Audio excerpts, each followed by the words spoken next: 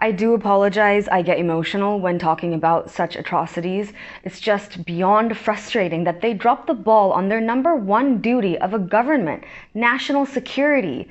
I understand that not everyone knew about the attacks beforehand, but enough key people knew enough information with more than enough time to take action and prevent the explosions from ever happening in the first place.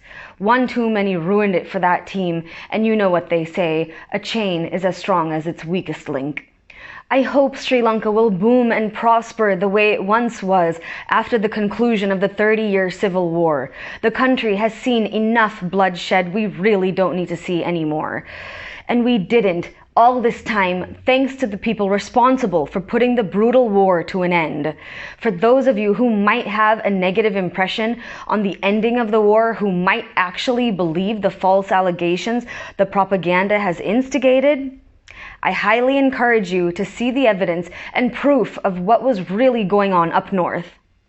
If your judgment is fogged, I can certainly help you find some clarity.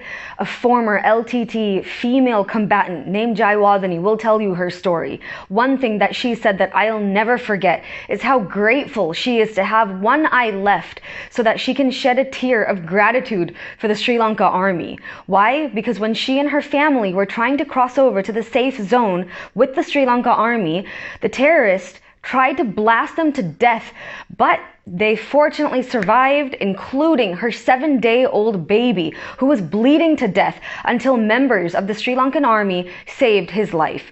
Want to hear it from her? Search on YouTube, The Last Phase. I have never seen such ruthless acts. Countless child coffins all lined up. You can see those innocent souls who fell victim to the terrorists. Prominent and well-respected Tamil leaders were also assassinated because they were pro-peace and anti-war.